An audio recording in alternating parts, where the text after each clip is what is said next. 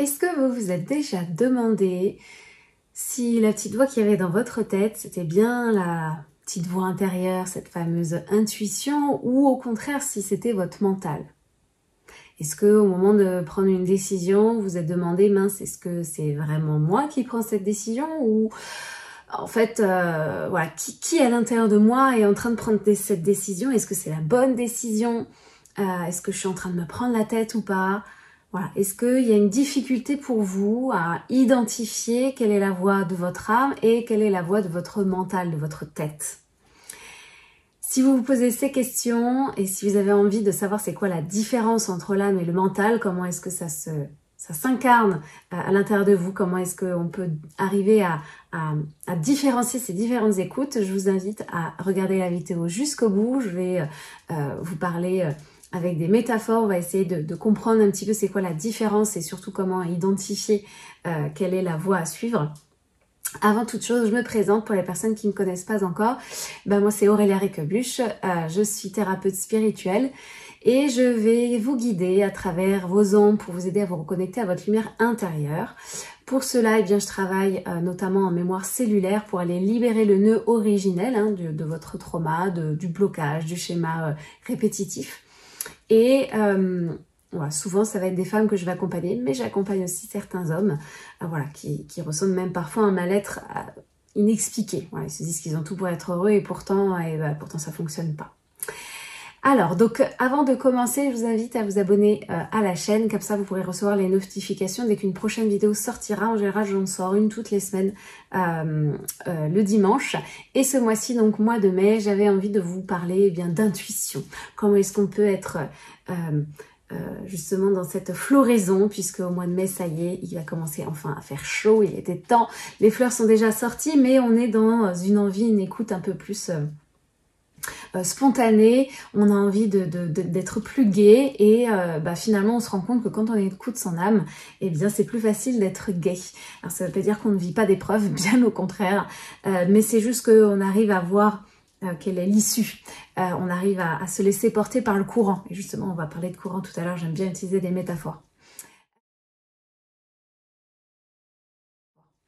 Alors, première chose déjà, est-ce que c'est clair pour vous l'âme? L'âme, c'est pas juste un concept un petit peu perché, c'est cette essence profonde en vous, c'est-à-dire que vous arrivez bien à identifier que vos émotions sont pas palpables, pourtant elles existent bien, que vos pensées, elles sont pas palpables et pourtant il y a bien quelqu'un qui pense à l'intérieur de vous. Donc, justement, quelles sont, dans toutes les pensées que vous avez, quelles sont celles qui sont liées à votre intuition et quelles sont celles qui sont liées à votre mental?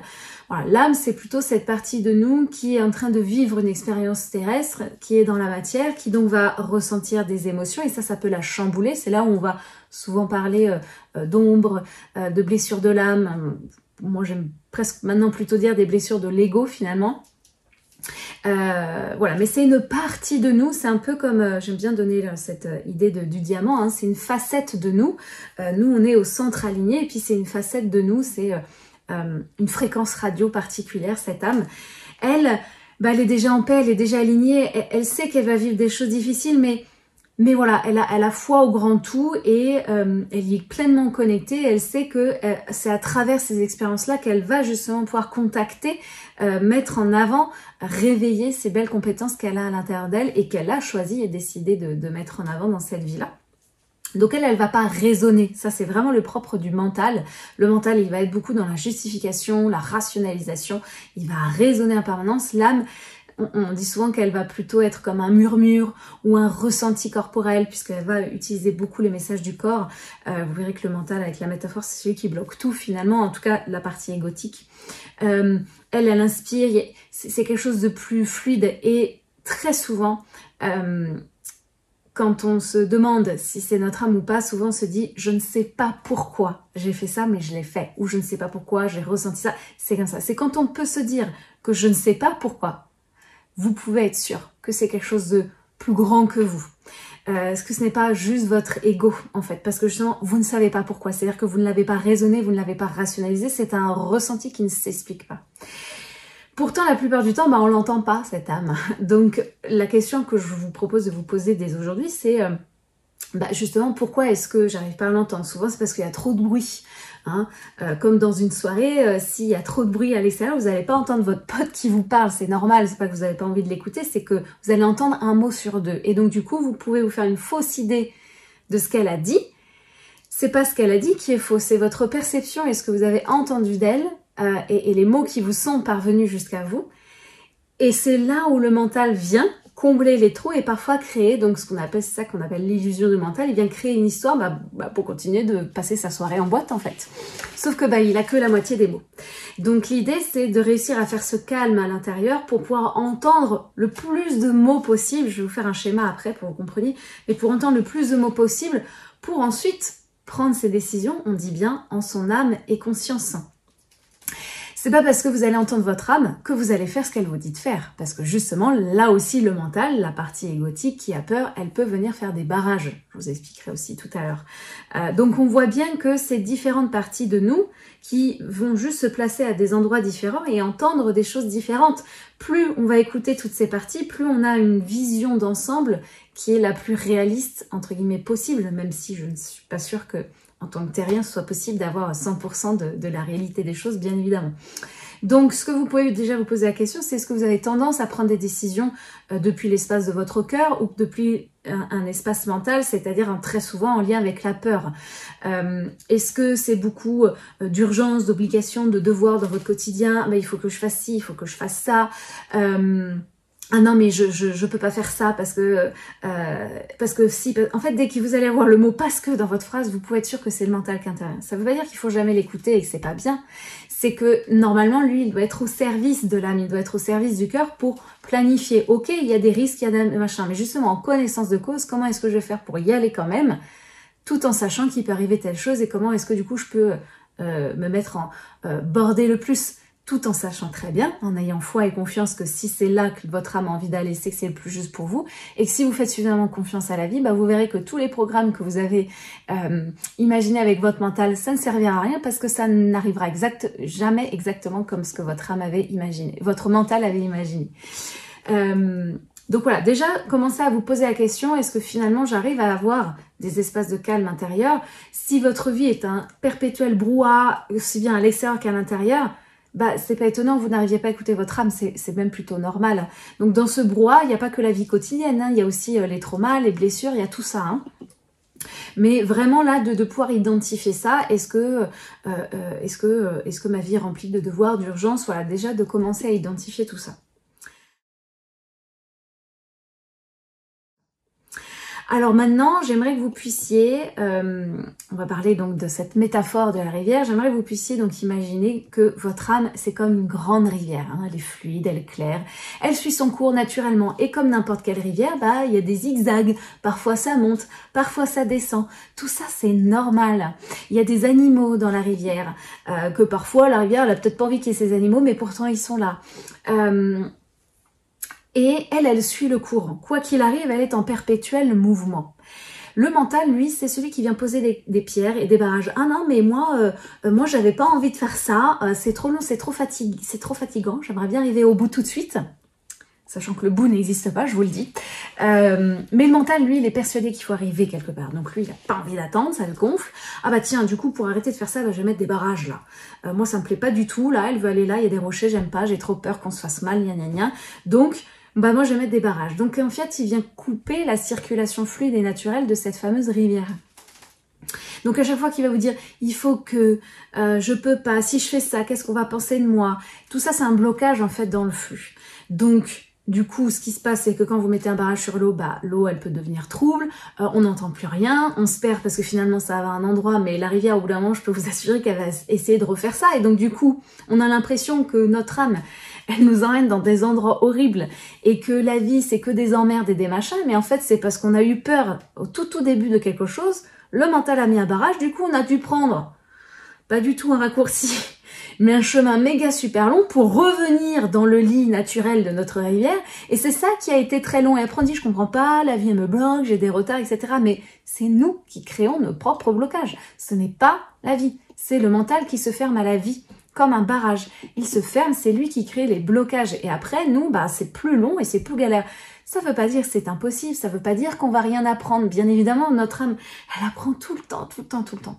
C'est juste que même si ça fait peur ce chemin, pourquoi ça fait peur? Parce qu'on ne le contrôle pas, qu'on ne le maîtrise pas et que le mental, il n'aime pas ça du tout.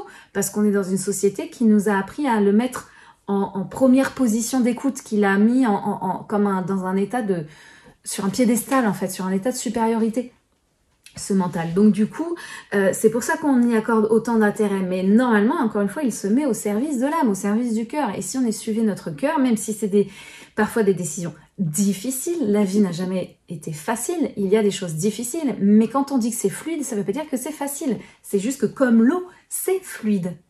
Mais l'eau, elle doit quand même bouger et circuler. Elle circule, quoi qu'il arrive, elle circule. Et j'ai presque envie de vous dire, elle ne fait rien, elle se laisse bercer. Donc, bien évidemment qu'il faut suivre le courant et que ça demande des efforts. Tout dans la vie demande des efforts, rien n'est gratuit.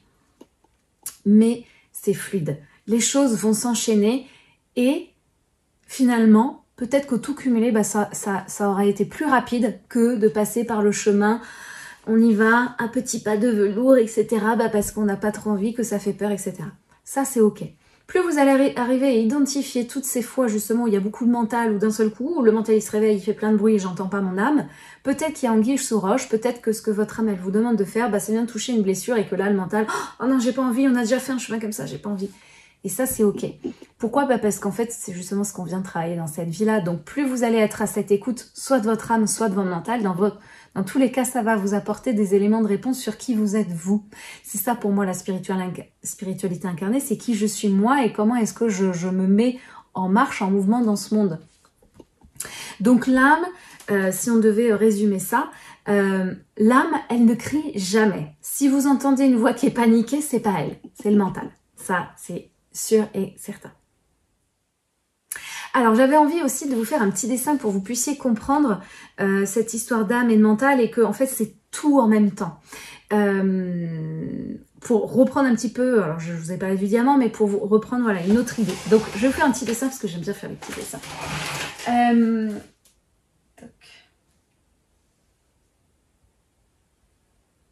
J'essaie juste de voir jusqu'où on va voir à peu près jusqu'ici, ok.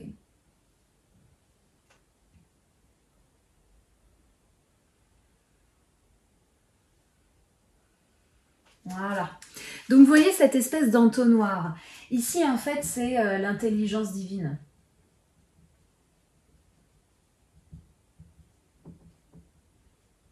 Voilà. On va dire l'omniscience en fait, hein, le truc ultime. Donc nous on est ici, hein, on est tout en bas là c'est notre petite tête. Je ne sais pas si on la verra à la caméra. On est tous branchés, hein, on est tous connectés à ça. Il n'y a personne, même les gens les plus bizarres qui font des choses horribles, elles sont forcément connectées à ça.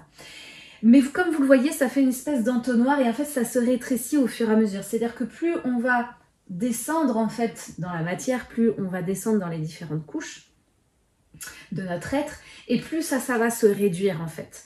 Donc, pourquoi est-ce qu'on nous parle tout le temps d'être centré et d'être aligné? C'est-à-dire que si moi je suis ici mais que je suis pas centrée, alignée à l'intérieur de moi, que je suis en décalage, c'est comme si j'étais pas pleinement connectée dans cet entonnoir. Plus je vais être au milieu et plus je vais pouvoir capter en flux direct, en fait, cette intelligence divine qui est ce qu'on pourrait aussi ici appeler, par exemple, le niveau 2, on va l'appeler votre conscience supérieure. Qui pour moi est autre chose que l'âme. Il y en a, ils vont vous dire c'est la même chose. Moi, j'aime bien y mettre deux choses différentes. Pour moi, votre conscience supérieure, c'est celle qui joue à différentes parties de jeu. Et donc, il y a différents avatars et donc différents âmes en train de jouer. Et donc, ça, on pourrait le détailler encore plus. Hein. Après, donc, on a l'âme. Voilà. Mais l'âme, elle a aussi un prisme qui est restreint parce que elle, c'est en fonction de ce que elle veut travailler pour elle. Hein. Elle n'est pas Dieu, d'accord? Elle est une partie de l'intelligence divine, elle n'est pas la totalité. Mais ensuite, en dessous de l'âme, on a justement cette partie égotique. Et dans la partie mentale, on a donc la partie égotique, on a tout ce qui est de l'ordre de l'inconscient. Donc tout ça, en fait, ça vient réduire ce canal. Donc l'idée, effectivement, c'est nettoyer ce canal et d'être nous centrés, alignés pour être vraiment sur le plus court chemin, éviter que ça fasse des zigzags là ou qu'on soit désaxé et qu'on capte qu'une partie du signal. Imaginez un peu comme un faisceau lumineux en fait. plus on va être centré et plus c'est comme s'il y avait une espèce de zoom, là, de loupe, et que ça c'est comme une grosse focale ici et que d'un seul coup ça se concentre vraiment au milieu, au centre. Plus on est centré, plus on est dans le calme et plus on arrive à capter le maximum en fait de lumière et donc d'intelligence divine. Mais encore une fois, faut savoir que on va pas tout capter et que si on est tout le temps branché sur le prisme de l'ego, du mental, bah c'est comme ce que je vous disais, cette métaphore de la boîte de nuit, c'est qu'on entend un mot sur deux. Donc ça veut pas dire que ce que vous entendez c'est faux, c'est juste une partie du message. Et donc, comme je vous l'ai dit, le mental, pour continuer de vivre, il faut bien qu'il ait une totalité de message, sinon il ne pourra pas mettre en œuvre ce que vous faites dans la vie, votre comportement.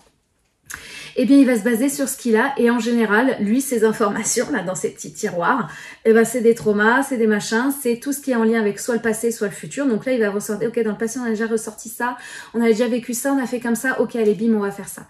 C'est exactement comme ça qu'il fait. Votre âme, elle va toujours vous mettre dans l'instant présent. Et l'instant présent, c'est toujours inédit. C'est toujours neuf. Même si vous allez... En apparence, on a l'impression que c'est la même chose, mais non, c'est toujours neuf. Et donc, c'est pour ça que tout souvent, ce qu'elle nous demande de faire ou d'être, c'est complètement inédit. Et c'est ça qui fait paniquer le mental, parce que lui, il a rien dans ses tiroirs caisses. Donc, il nous demande tout le temps de faire quelque chose de nouveau. C'est pour ça que pour lui, ça lui fait peur.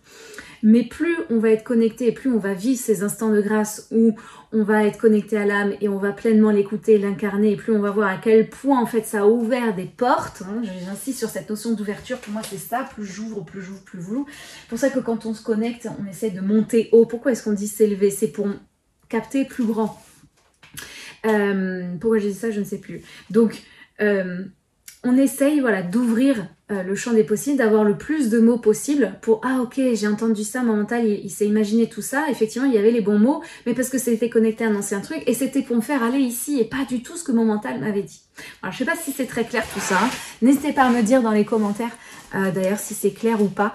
Voilà, j'aime bien utiliser des métaphores parce que je trouve que c'est beaucoup plus parlant, surtout pour la partie du mental et en fait la partie inconsciente. Voilà, c'est beaucoup plus clair. Mais n'hésitez pas à me dire s'il y a des questions.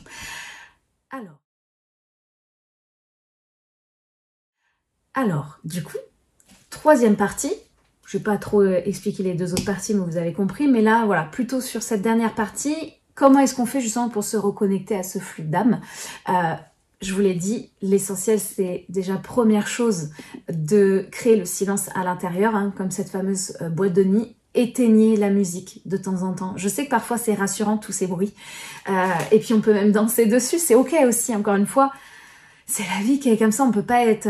voilà, on n'est pas tous des moines bouddhistes. Hein. Mais voilà, juste parfois prendre 5 minutes. 5 minutes, c'est vraiment pas grand-chose. Pour ne rien faire. Vous verrez à quel point... Voilà, souvent on a tellement redoré les gens, ah ouais, il fait trop de choses, il fait trop de choses, mais en fait ce qui est beaucoup plus difficile c'est de rien faire les gars. Tout ce qui fait de se surcharger sa to-do list, tout le monde peut le faire, tout le monde le fait en permanence. Celui qui ne sait strictement rien faire pendant 5 minutes, même ne pas trop penser, ça, pour moi, ça mérite beaucoup plus d'applaudissements que tout le reste. C'est beaucoup plus difficile. Donc, juste respirer, écouter, voilà, de créer une nouvelle, un nouveau rituel, en fait, avec votre âme. Regarde là, à ce moment-là, j'arrive à m'octroyer ce calme. Je te demande pas, je ne t'impose pas, je ne te contrôle pas de me parler à ce moment-là, parce qu'en fait, encore une fois, si vous l'avez bien compris avec mon petit schéma, on y est connecté tout le temps, d'accord?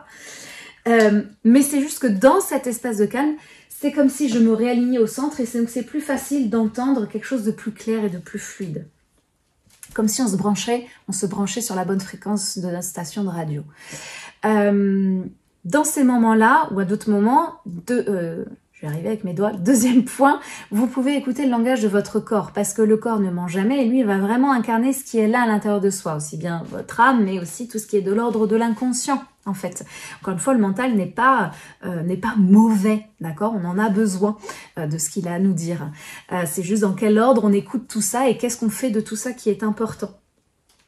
Donc, par exemple, quand vous faites un choix, observez votre corps. Est-ce que votre corps se détend ou est-ce qu'au contraire, il est tout contracté, on sent une oppression, une boule, on a mal au ventre. Voilà, souvent, votre intuition, je vous l'ai dit, elle va passer par le ressenti et pas par la logique. Donc, Attention, moi parfois j'ai eu besoin de faire des choses dont je n'avais pas l'habitude et là je sentais, c'était difficile. Donc je pouvais sentir dans mon corps que c'était difficile et en fait une fois que je l'ai fait, j'ai senti comme ça quelque chose qui s'ouvrait en moi, comme s'il y avait un vent frais d'un seul coup qui circulait. C'était incroyable comme sensation. Donc vraiment observer après avoir fait ces choix, après avoir fait des choses, comment est-ce que vous vous sentez dans votre corps. Ça peut vous donner une indication. Et enfin, troisième point, vous pouvez aussi exprimer à voix haute ou à l'écrit ce que vous ressentez. Parce que le fait de pouvoir poser les choses, alors déjà votre corps et votre âme entendent, donc quand on dit les choses à voix haute, ça a toujours plus d'impact, aussi bien pour soi que pour les autres, d'ailleurs je le dis en passant.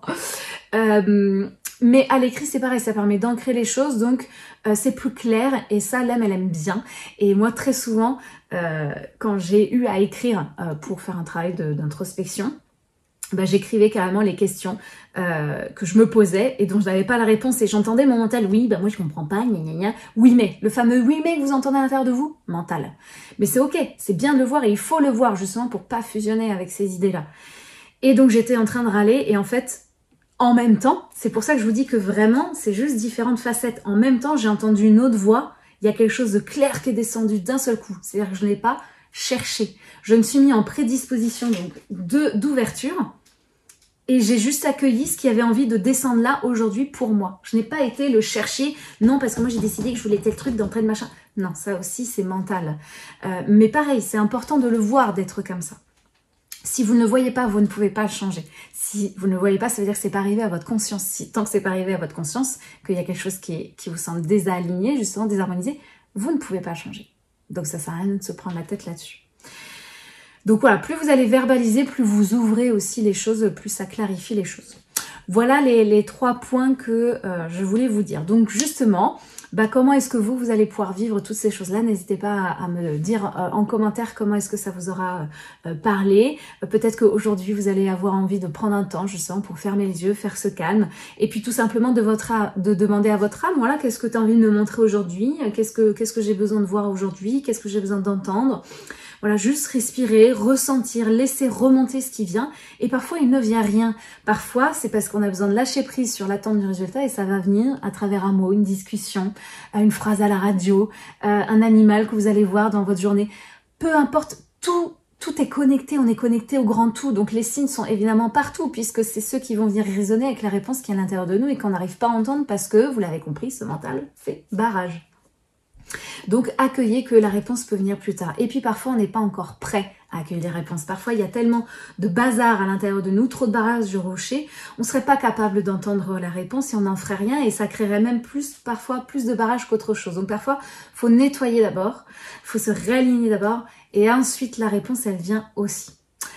Voilà, j'espère que cette vidéo vous aura parlé, vous aura plu. Encore une fois, merci pour vos likes et vos partages. Ça permet de faire connaître la vidéo et donc de faire connaître aussi mon travail à d'autres personnes. Donc merci beaucoup pour cela. Vous pouvez bien évidemment commenter si vous avez des questions. Si vous avez envie qu'on travaille ensemble, vous avez toutes les informations dans la description de cette vidéo. Et puis restez connectés puisque toutes les semaines, on va parler de cette écoute de l'âme. Et dès la semaine prochaine, je vous ferai une guidance de cartes justement pour... une guidance à choix pour aller demander qu'est-ce que votre âme elle a envie de vous dire justement aujourd'hui. Voilà, je vous souhaite une très très belle journée et je vous dis à très bientôt pour une prochaine vidéo. Salut, salut!